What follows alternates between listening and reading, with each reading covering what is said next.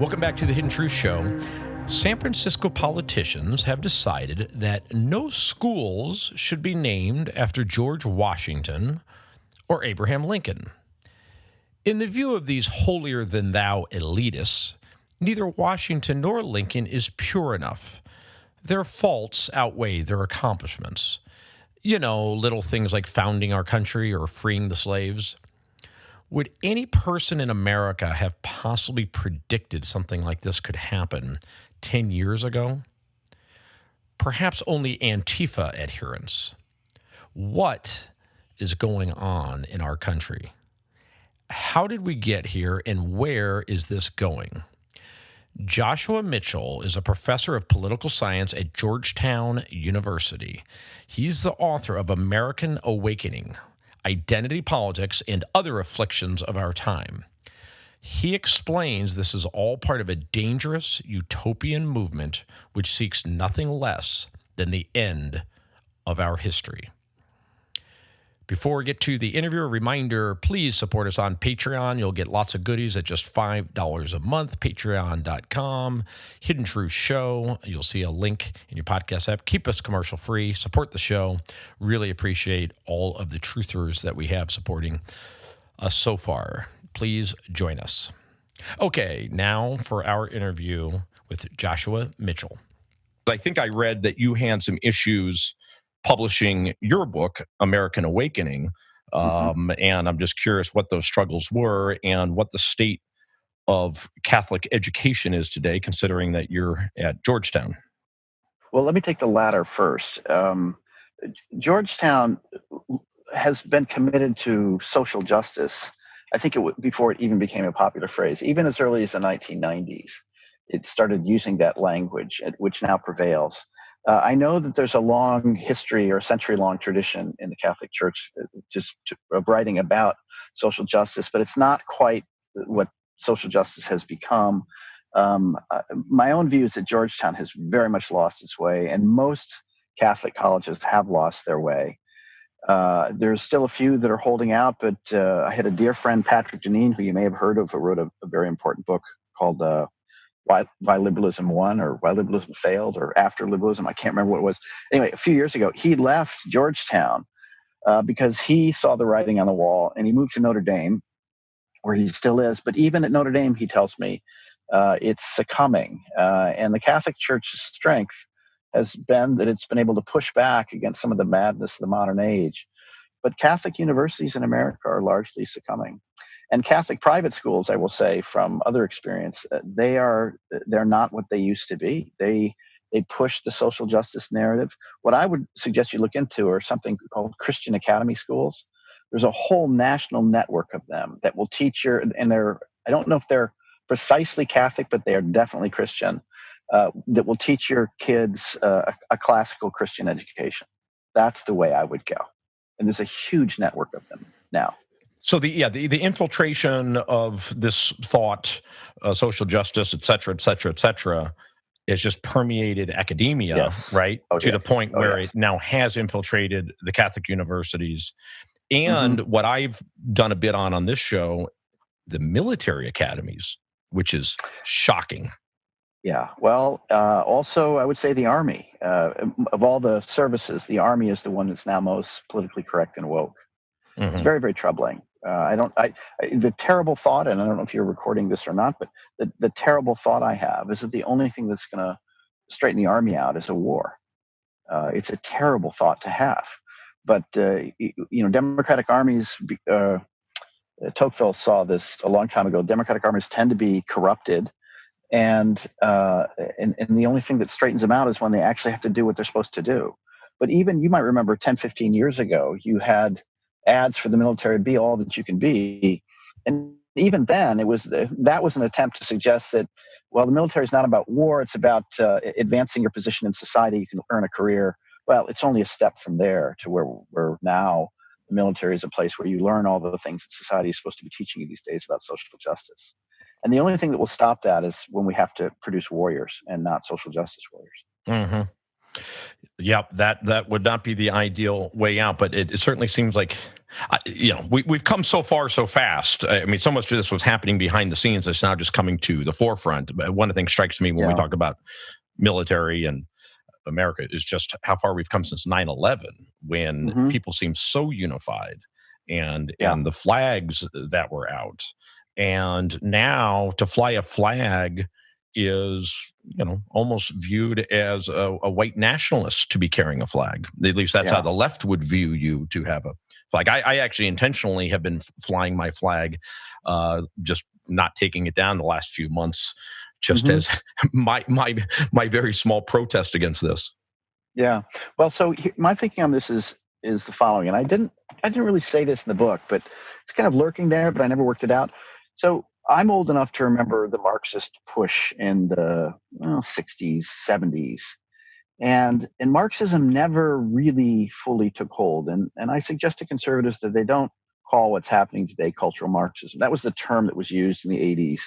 And I think conservatives need to understand that something else has happened. What's happened, let me back up. So Marxism could never take hold for one simple reason, and namely that the private property, is the bedrock of American civilization, and Marxism is an attack on private property. So American culture had a kind of immunity to Marxism. Identity politics is 1,000 times worse. Why? Because American culture, and Europe too, is suffused with guilt.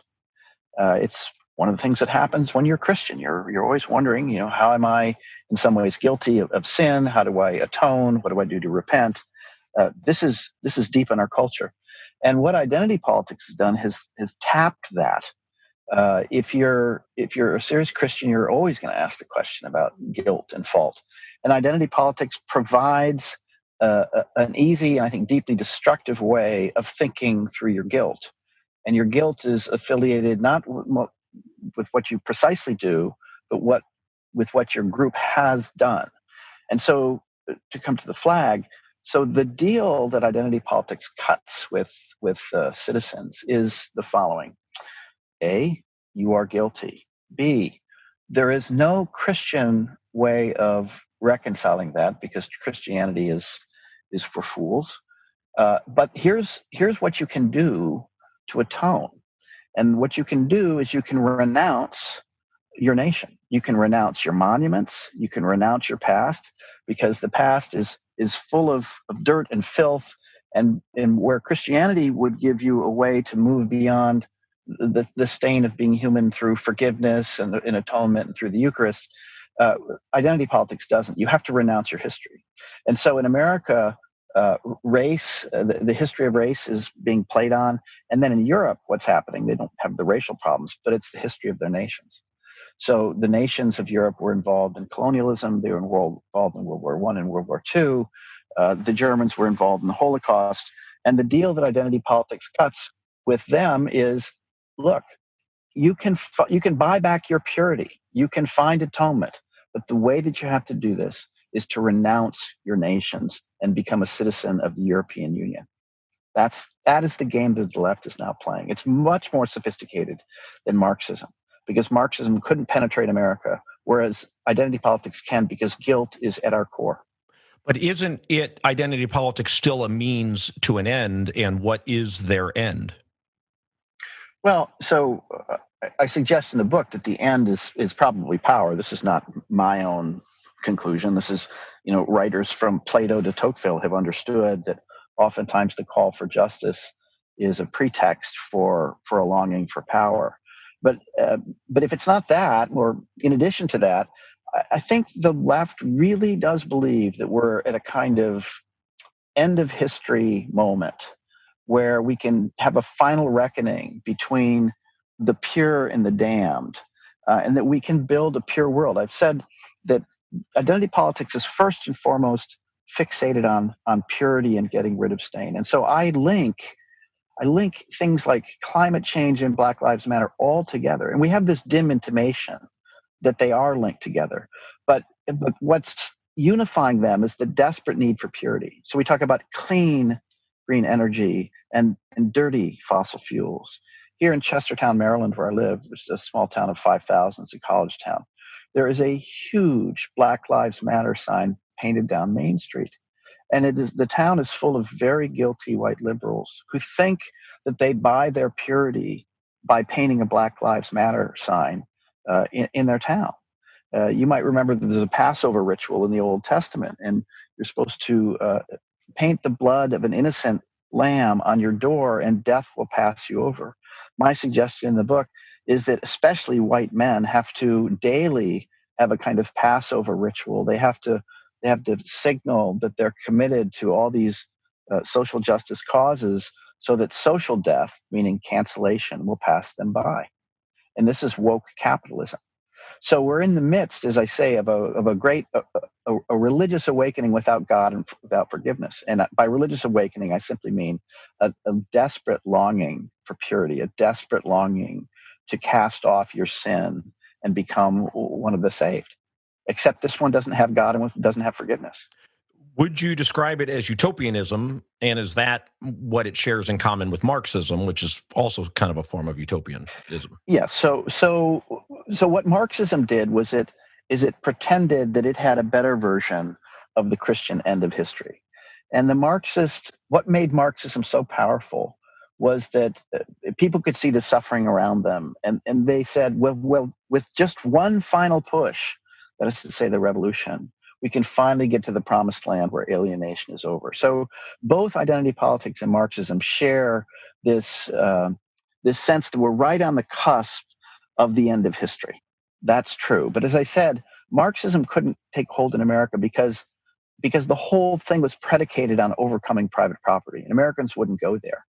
But Americans are going there with droves. It's not even active. It's not that the left is pushing this. It's Americans are naturally susceptible to the idea that if we can just do this one thing, we can get rid of our guilt.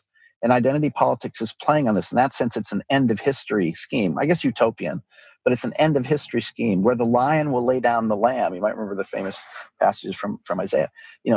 Right now, the lion does not lay down with the lamb. Right now, we treat each other badly. We treat each other as ends. But at the end of history, the lion will lay down with the lamb, and the innocent ones will prevail. And that's where we are now in our politics. The only ones who have a right to speak are the innocent victims. Basically, white men are being purged. And I don't mean necessarily actively, but there's a palpable sense that there's some people that have a right to speak by virtue of their identity category. You can't do American politics. You can't do any kind of politics with that. And my argument is we have two choices here. We can try to hold on to what I call the liberal politics of competence, which is we've got problems to solve. Let's build the world together.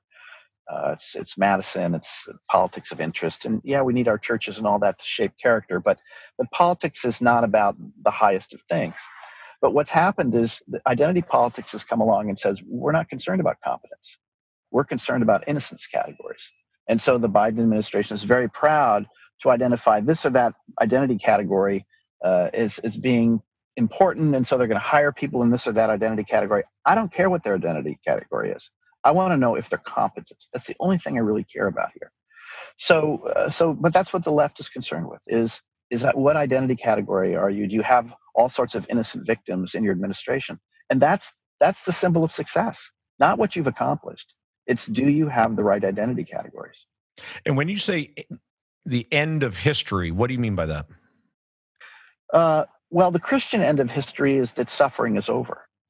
And St. Augustine, who's really my favorite, says at the preface to the beginning of the City of God, he says, "We wait now in steadfast patience until justice returns in judgment." And what that insight tells us is that in the world of time, you're never going to quite get justice right. There's going to be all sorts of suffering. You're going to cause it. You're going to be a victim of it. You're never going to quite get it right. Yes, you want to have your laws work to the benefit of all, but it's never going to quite be right because the world of time is impure. But there'll be a final reckoning, he says there in the preface, where the lion will lay down with the lamb and everything will be right. And that is the deepest longing within Christianity. And that's a healthy longing, make no mistake about it. But But the problem with both Marxism and identity politics is that they propose that we can achieve it. And for Augustine, and in the 20th century for Reinhold Niebuhr, who was, I think, one of the more prominent theologians of the 20th century, what they said was, this is the great error. Man can't achieve this. God will do it. Man's job is to live as well as we can in this semi-broken world. This is why, by the way, in American politics, you set up checks and balances and rule of law, things like this, to stop the pride and sin of human beings from overwhelming us all.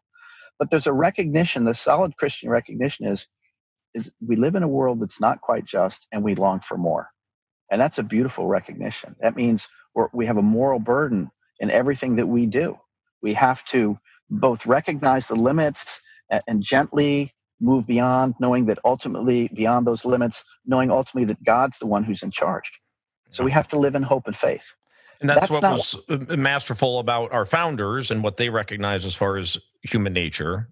Yes, they understood its limits. They understood its limits. This is really important. Americans today, it seems to me, are not being taught that founding anymore. And without that mooring, you're easily susceptible to utopian concepts. Yeah, I think that's right. But it's not only, I think, so I've written a piece, didn't get much play, but I think the biggest problem is the churches.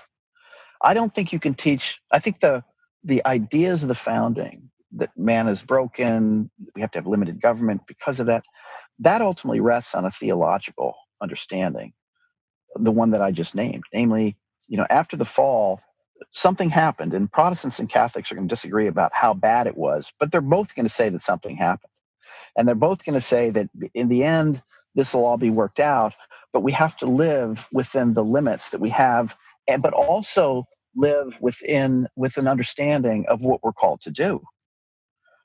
And so that tension is, I think, understood by the founders, that there's a natural greatness in man, but on the other hand, there's also a darkness here. And we have to recognize both of them and build a world that recognizes both of them. If you don't have that theological insight, I'll be bold. If you don't have that theological insight, I don't think the founders can make sense to you. Well, so let me challenge that for a second, because why isn't evolution, well, I don't know if evolution is the right term for it, but anyway, I'll just say people are inherently self-interested, inherently, in that sense, greedy. That's, I don't think I need a theological explanation for that. It just makes perfect sense that people are going to first look out for themselves. So that's their first inclination, and then they can learn that in order to live in a society, we also need to be good to each other, because otherwise society doesn't work. So they ultimately recognize that, well, yes, all I care about is myself first, but then I also recognize that, hey, if I'm not good to the other guy, he's not going to be good to me back. So you ultimately learn the golden rule, and you live in that way, and you form a society. And that can all be explained through natural evolution of man. Why does that need a theological explanation? Well, because if you look at really the first one in early modern political thought, who pushes back against Christian theology, this idea that human beings are prideful. Let's use that word, prideful and self-referential. The first one to do that is Rousseau, who talks about the natural goodness of man. And he knows that what he has to attack is Christianity. And I think every idea that human beings are naturally good attacks this Christian idea that human beings are broken. So I don't use the word selfish. I think we have to understand these things in a theological way. And I think that's really the great question. Is there a story that we can tell that allows us to understand who we are? And the left's story generally is, well, human beings are naturally good, and then there are those bad capitalists or those bad white men or whatever it is. There's some reason why, some obstacle to our natural goodness. And I think the founders, and I think Christianity starts with a rather different supposition, which is, let's find the compromise language between what you're using and what I'm using. Human beings are prideful and self-referential. You can call that self-interested. That's fine. We're on the same page on that. And this is Madison. On the basis of that, we have to figure out how we're going to build a world together. And I think the founders got that really, really well. That's why they come up with checks and balances. But the other piece of this, to kind of modify the human selfishness part, this is now I'm moving in the direction of Alexis de Tocqueville, they had limited government too. And what that meant was that they had some faith that that human beings in their mediating institutions, in their families, in their churches, in their local associations, were capable of taking care of a lot of their business. And that's why you didn't have very strong government. So it's not just that we're selfish, it's that we're able to build a world together in our local communities. And that's why you have limited government as well. Well, that insight's been lost too, I think. So we have a number of big problems in our country. But I think ultimately we're in the midst of a theological crisis. That's why I call the book American Awakening. And of course, it's a play on the original understanding, because we had two great American awakenings, the 1760s and the 1820s, just before Tocqueville arrived. And these were moments that transformed America. And what we have now is another moment that's transforming America, except that this one, which is like the first two, concerned with purity and stain, is one that is occurring without God and without forgiveness. It's a non-theological religious movement. This is why I say identity politics is a profound perversion of Christianity. And in a way, to come back to your earlier point, just as Marxism was. Talk about Tocqueville a little bit and what he had to say when he was here. You're saying that was in the 1820s, was Tocqueville? Late 1820s. The book, maybe it was 1831. The book comes out, the first volume comes out in 1835 and the second in 1840. And I know he had a lot of very profound observations about America. Maybe just share those with us briefly and how those connect to things that he was pointing out that could be a risk to America and what we're facing today. So there's so much there, but let me just give you what I take to be, for the moment anyway, the most important part. Near the end of the book, which, by the way, becomes more and more pessimistic as time goes on. The first part is very celebratory. By the end, the second volume, written 5 years after the first, he's deeply pessimistic about the future here. And he says in one place, I fear, I'll get this roughly right, I'll paraphrase it.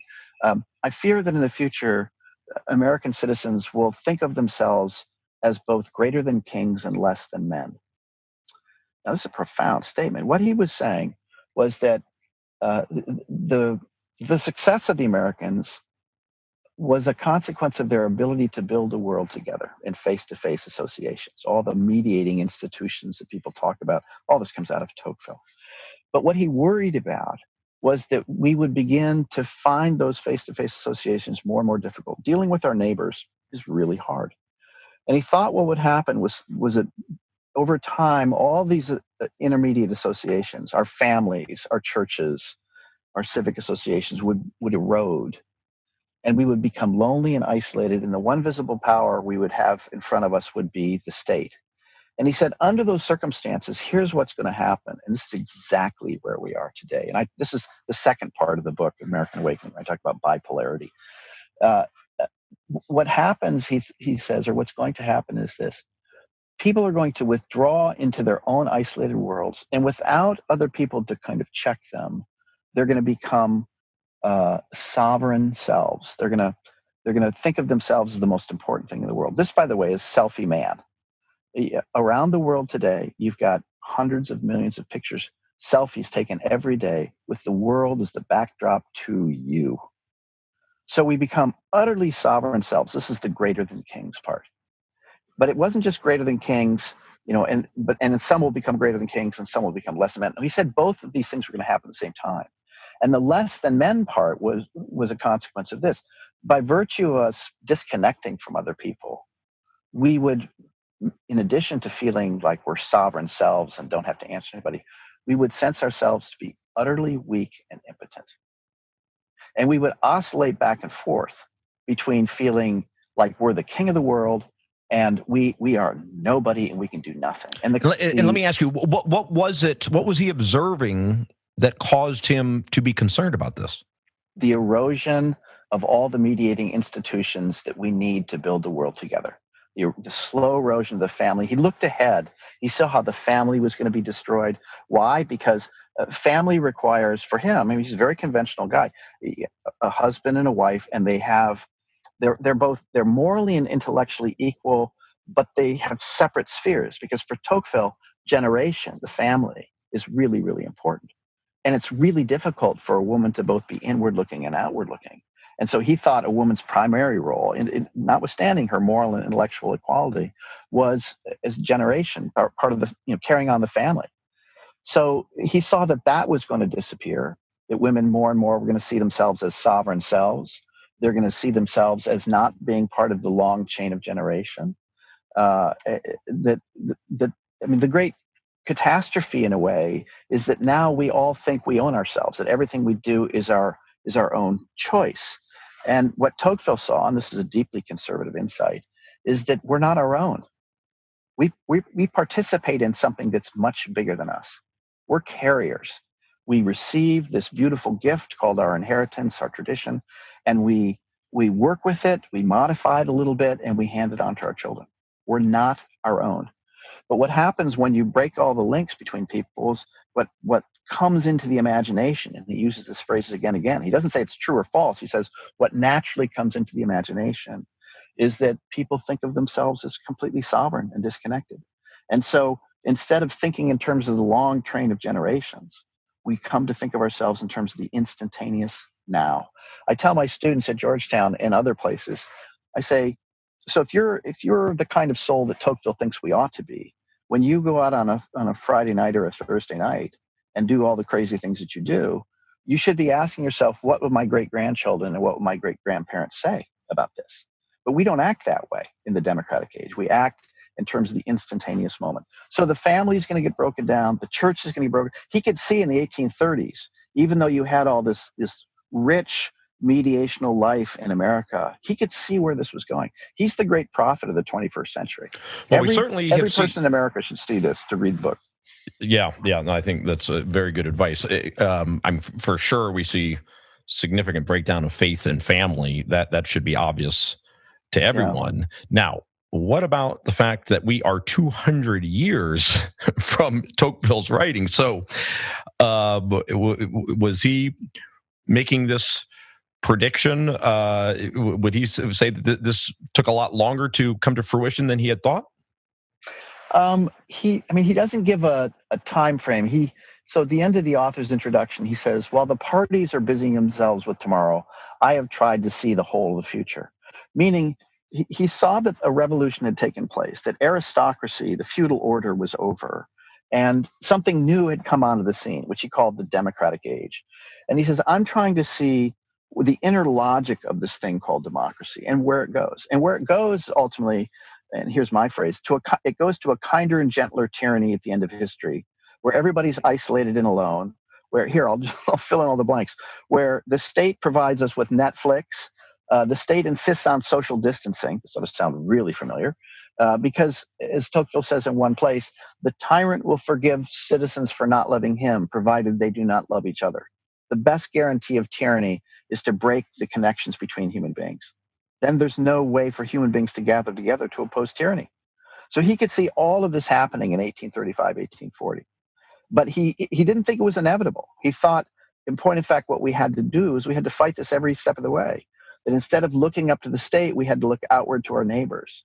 Instead of depending upon the state for cradle-to-grave care, we should make sure we have multi-generational families, which I would hope we begin to see is really important again. Because a father and a mother, a husband and wife, you cannot do this alone.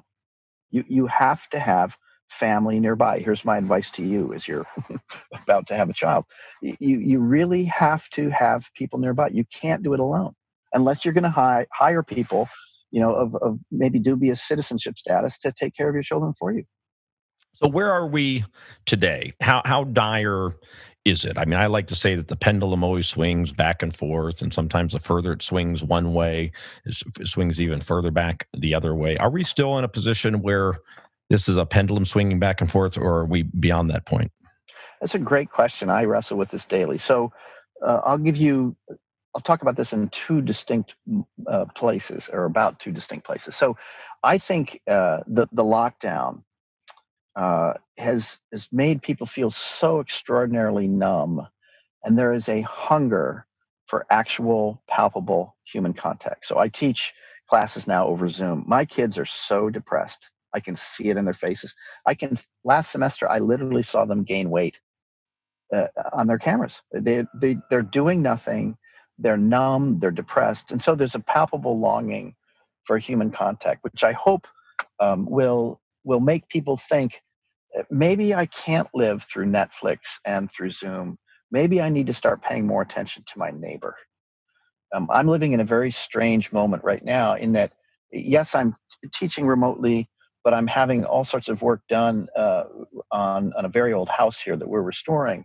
And every day I've got these construction workers, and it's wonderful. We have real life conversations, and we joke, and then I step into my Zoom world, and there's a complete difference between these two things. And people need the former, not the latter. So I'm hoping there'll be a little bit of pendulum swing. People realize we can't live this way. We can have Zoom and the internet as a supplement to life, but not a substitute for life. That's the first thing. Then the second thing is on the matter of the pendulum swing in religion. Yes, I'm very troubled by identity politics, but strangely, I'm also very hopeful about it because at least it's still using the Christian categories of transgression and innocence. That's a good sign. These are not secular categories. These are profoundly religious categories.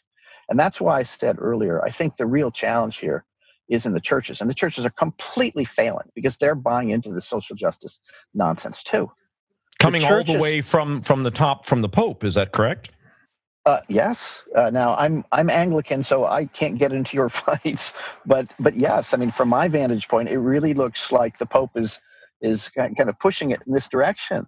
But I argue that it's the mainline churches and the Protestant churches that really began this mess in terms of identity politics. It's really coming out of Protestantism, I think. But Catholics have a version of this. But it's a really bad Protestant screw up. And if you're Catholic, you might say, well, of course, because Protestantism is a screw up. You can go that route. But my point is that the churches, all of them, have completely fallen down in understanding that man is broken, and what Christianity does is that it offers the divine scapegoat who takes upon himself the sins of the world. This is the most profound insight, because what this means, and I talk about this in the preface to the book, what this means is that you cannot, as the pagans did, look at another group and say, I'm going to scapegoat and destroy them, and that will solve my problems. That will take away my stain. The Christian said, no, the problem of stain is original to man. And as a consequence, there has to be a divine resolution. It's so deep that you can't solve it by scapegoating another human being. This was all, by the way, worked out by Saint Athanasius in the book The Incarnation, which was a generation before St. Augustine. Another book every Christian should read. It's very short. It explains what was the problem and why Christ had to come. It's an extraordinary book.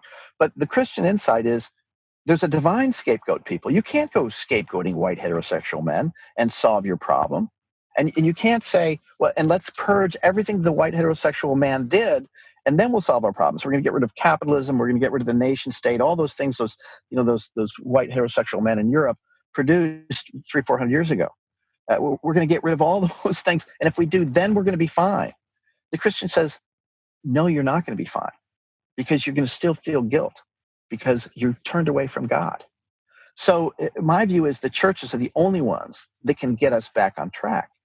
But they're not, because they're buying into social justice nonsense, because they have lost their theological backbone. Both the Catholics and the Protestants have lost their backbone on this one. And they're ceding so much. They're ceding so much influence to the state. I mean, even if this was let's say it was a laudable goal that we need to correct for past sins of racism and slavery, let's do that through charity. Let's do that through voluntary efforts of people recognizing that this is something good to do, not through state mandated programs. Thank you. So I have a long section in the book where I talk about justice and mercy. And I say it is the responsibility of the churches to teach the relationship between justice and mercy, by which I mean there's the world of payment, right? So we got to pay for things, but there's something more than mere payment, and that's charity and mercy and the divine gift. And what the churches should be teaching is that, yes, we all make our money, and this is the world of payment, and we do what we can through charity to make amends and to help people in face-to-face relations. And we learn this very delicate balance between charity, between justice and charity, or justice and mercy. The welfare state is not about mercy. It's about another kind of payment, so that we lose this most profound insight that Christianity offers, which is the world is broken. The world is, the world of payment is never going to give us exactly what we need. And that's why we have a divine gift. That's why mercy is so important. We've lost sight of mercy. But mercy only works against the backdrop of the world of justice, so to speak. And so you've got this very messed up situation. Let me just explain this one step further. Think about borders, right?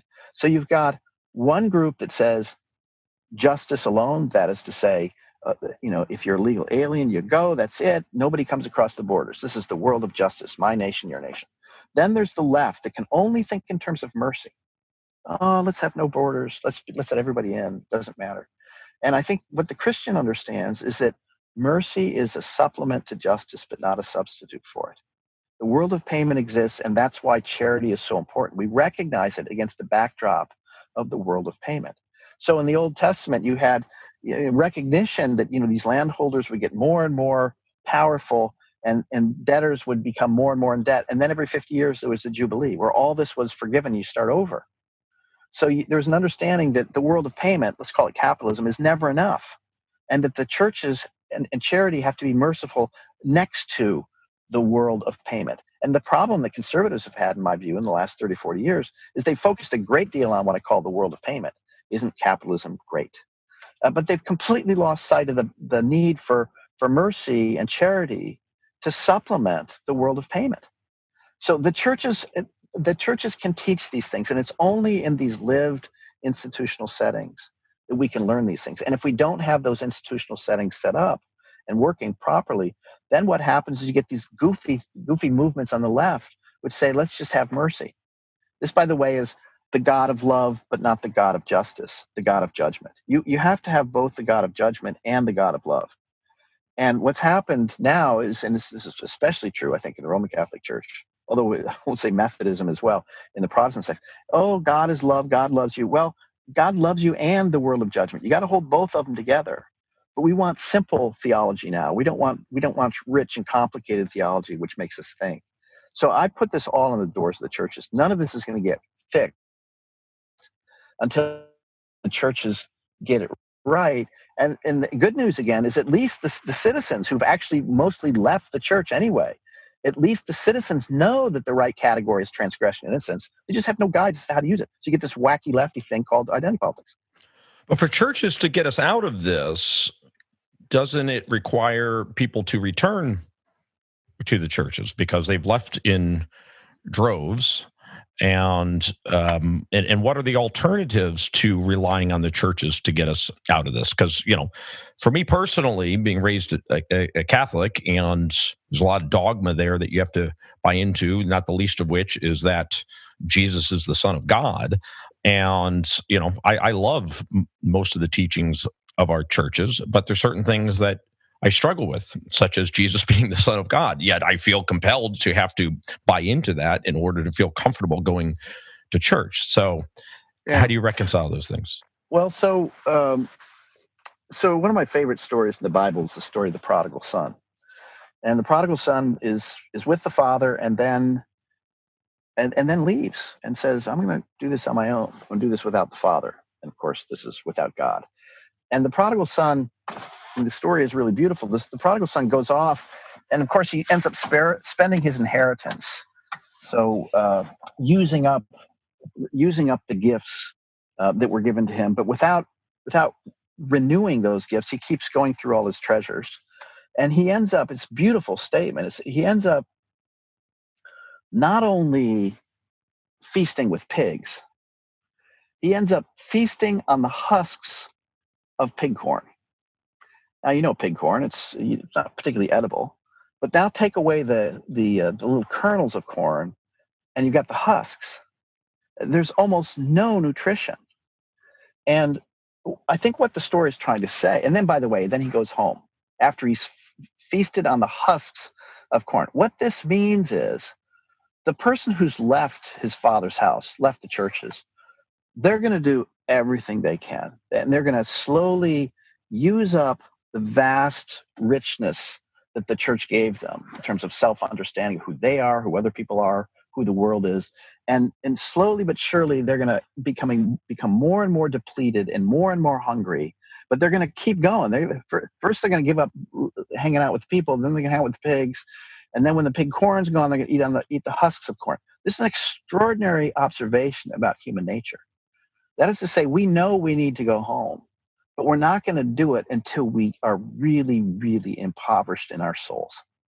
And I think that's where we are right now. I think, to your question, people have to go back to church. I think what they have to see in identity politics is that their impulse is right about transgression innocence, but the idea that you can solve this problem by scapegoating a particular group, white heterosexual males, is stupid. It's ultimately incredibly counterproductive. And here's why. Because once you purge the white heterosexual male, and we then have a world of people of color, which of course is the code for everybody who's not the white heterosexual male, you don't think you're going to still have problems?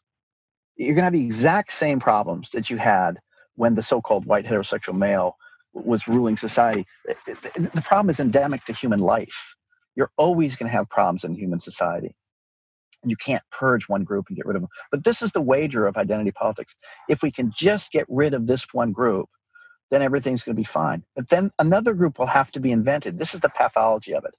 Once you purge the scapegoat, and you're going to have to look around and find another group. And my argument is the next one are going to be white women, white heterosexual women. And this Karen meme, which you may have been paying attention to, is the beginning of this. But then the tragedy, in my view, is that the next group will be black heterosexual men. And I remind you that the initial innocence category in America, where this begins really, is with the civil rights movement.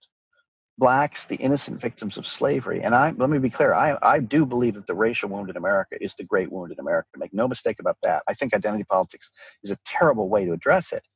But please don't misunderstand what I'm saying. But what happened was, to use my language, the black template of innocence was appropriated, first by women, then by gays, and now by transgendered. And so the argument is, as civil rights went, so too goes women's rights, gay rights, and transgender rights. The problem is when you get that far out on the line to transgendered rights, what you see now is the claim that anyone who doesn't believe that gender is fluid is heteronormative. That is to say, believes that male and female are an actual category. Well, I have news for you. Most Black Americans know that without the families and the churches, they're not getting anywhere. This has been the great understanding of Blacks since after the Civil War. Family and churches are necessary to hold together their communities. So the irony is so extraordinary. The civil rights movement starts this idea of the innocent victim, and I think rightly so in Black America's case. I make no mistake about it. But then these other groups build on it, and my argument is that all of these other groups really do rely ultimately on the moral authority of Black America. And so you ask the question, where does this end? I think one way it does end is if Black America says no. Women's issues, fine. You can talk about women's issues, great. But it's not us. You can't use our struggle as a way of authorizing yours. Gay rights, transgender, you can't. Because when you get to the transgender case, you're making claims that the category man and woman is an artificial category that causes harm. Black Americans, by and large, they don't even believe that. And I think part of the reason why, very briefly, we had the riots this last summer is every 4 years the Democratic Party has to reach out to Blacks and say, we have your back. This country is so systematically racist. We have your back. We're going to protect you. And so, every 4 years, America's racist. And of course, now all of a sudden we're not going to hear it quite so much. But they had to do it this time because they're endorsing now the next move is going to be transgenderism, that all the bathrooms in America, there have to be 3 or more bathrooms in every public and every public venue in America. And they're challenging the very idea that there's a natural category called man and woman. Well, if you're black and you hear that, you're going to start wondering if the Democratic Party really does have your back. And so what the Democratic Party has to do is to do two things at once: advance its cause to transgenderism at the moment, but also say to blacks, no, don't worry, we have your back. America's systemically racist, come to us. It's really sick. And I think a lot of black Americans are waking up to this and saying, this is just crazy.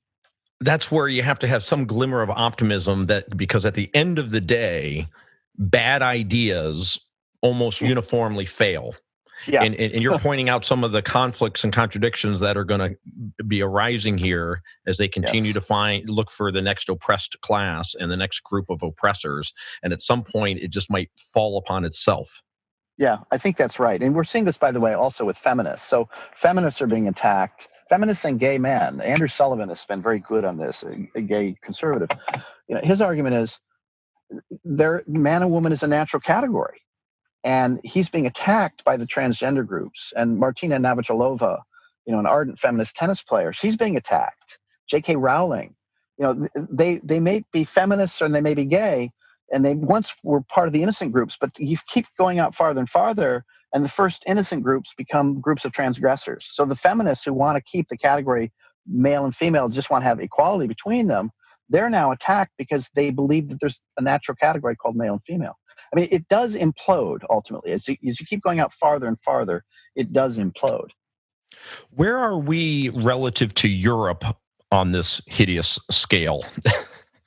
Well, so in Europe, I mentioned only in passing this claim. I'll now elaborate. So race is the issue that the left is using in America to advance the destruction of America. But in Europe, it's nations. So there's a profound guilt about nations. Now, I should say we notice that in Eastern Europe, Hungary, Poland, it's much less so. And I think there's a really good theological reason. So you've got a very strong Catholic Church, certainly in Hungary and in Poland. And Eastern European Catholics will say to these crazy Western European Catholics or Europeans who've lost their faith, they'll say, you're trying to make us solve the problem of guilt by renouncing our nations. But we know where guilt is solved. It's addressed in the church. I mean, there's guilt before God. God offers forgiveness through the church, if you're Catholic. And that's how we have it tomorrow. It's through forgiveness. But the wager of the identity politics left is, we're going to play on your guilt, and there's no Christian option available for you. So in Western Europe, where there's no Christian option for you, the only way you can do this is to renounce all the so-called sins of your nation, and your nation itself, not just the sins, but all the good things too, and become part of the European Union. And so in Eastern Europe, they don't fall for that because they know guilt is something that gets worked through by the church, not by abandoning your nation and joining the Eastern European or the European Union. And would you add to that the Soviet Union is fresh in their minds? Yeah, I think that's true as well.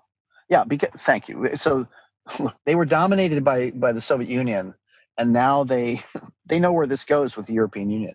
It's going to be domination from the West this time, Western Europe, as opposed to Russia. So that's there as well. But I want to emphasize the theological, because I think you have to get the theology right to be able to have to put on armor against this identity politics thing. Because the argument is guilt, and if you don't have a better way of understanding guilt, then you're just going to buckle. But as far as, you make the point that it's based on nations there as opposed to race, but where are they as far as how far down the road are they as far as this infiltrating their mainstream media like we have, their schools like we have? It's everywhere. Their corporations. Yeah, I think we are a few years ahead, but I have dear friends in France, and they tell me that France is just quickly succumbing. It's especially probably the Netherlands is probably the worst. And what's interesting is it used to be that these other countries all look to America to be the beacon of hope and preserving of individual liberty and freedom. Would you say at this point they've already realized we can't look to America anymore? Um, I think so. I mean, Trump is a very controversial figure, but I think a lot of the nationalist movements in Europe they did look to Trump. Let me put it more precisely. They looked to the election of 2016 as a confirmation that this globalist movement had been stopped by popular will. And I think that's what helped catapult a number of the nationalist parties in Europe to prominence, because there are a lot of citizens who have this dim sense that something is really not right by giving up all of their rights. The European Union in 2016 kind of coalesced the sense that we have to push back. And then the question is, what happens with 2020? With Trump's, he's no longer president. So what happens now? That's, I think, a very interesting question. My sense of this is it doesn't end. I think the left's view is, well, Trump was a blip, the nationalist movements were a blip, and now we are going to return to the globalist agenda that has no respect for individual rights whatsoever. I don't think that's right. I think that I'll be bold. I think that the globalist movement actually did end in 2016, and there are a lot of politicians that are deeply invested in keeping it going. And it doesn't seem right at the moment, but I think this is actually the last hurrah of it. Because it cannot work, because it produces, and I said this to you earlier, it produces this configuration of management society and selfie man. So identity politics and globalism go together, because what you do if you're part of this configuration, and I come back to Tocqueville's phrase, being greater than kings and less than men, you oscillate back and forth between posting your selfies on your Facebook page and handing everything over to the global managers, greater than kings and less than men. And the question is whether that's ultimately nourishing. And so my question to all these people who defend that configuration of posting on Facebook and handing everything up to the global managers because problems are too complicated, we have to have global coordination between corporate and government entities, which of course is a catastrophe. My question increasingly is, well, how's that working for you? Because I think Tocqueville saw it's not working. We have to. It's basically manic depression. That we feel incredibly powerful when we post pictures on our Facebook page, and then utterly impotent. And that's not sustainable. That bipolarity is not sustainable. So I keep asking people, how's that working for you? Now, they're going to say, well, this feels incredibly high. And you do feel high when you sense yourself to be sovereign man. Here's a selfie of me. But the flip side of this is always only a few hours away, which is this deep depressive condition that you're utterly anonymous and can do nothing. So my students, very briefly, I think we're probably running out of time, but very briefly. So you've gone to high school valedictorian speeches, you've heard them, and college valedictorians. And these young kids, 18 or 22, get up on the podium and say, we are going to change the world. Everything's going to be new because of us. And then the pandemic comes, and there's not a murmur. There's not one bit of pushback between these kids who are going to change the world. And I say to them, don't you see what you're confirming here? That you are oscillating back and forth between feeling like nothing can stop you and feeling utterly impotent. And you can't build a world on that configuration. We have to find something that's not quite sovereign self. And we have to, and it's not quite complete deference to the global climate changes who are going to say we have to have global coordination between corporations and government to solve our problem. This is the madness of the current moment. And Tocqueville saw what the answer was.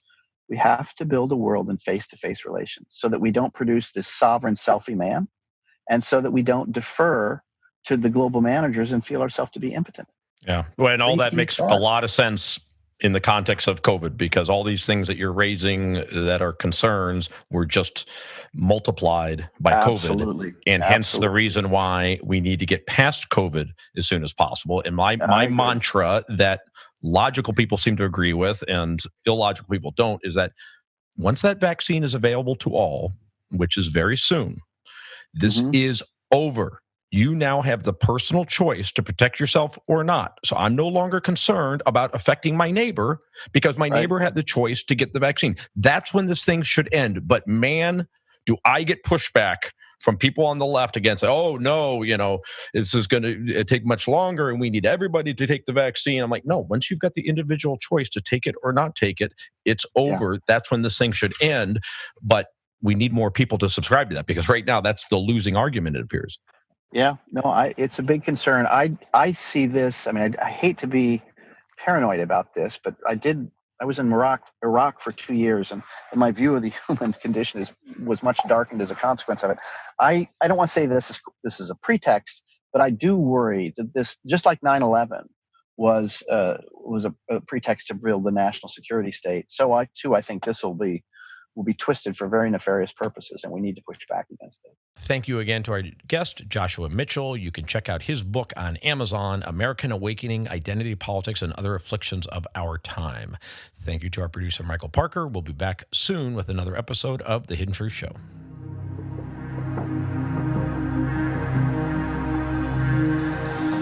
Thank you for listening to The Hidden Truth Show with Jim Breslow. You can find us at hiddentruthshow.com. Follow us on Facebook, Twitter, and Instagram at Hidden Truth Show. Join us again next week for another episode of Hidden Truth Show with Jim Breslow.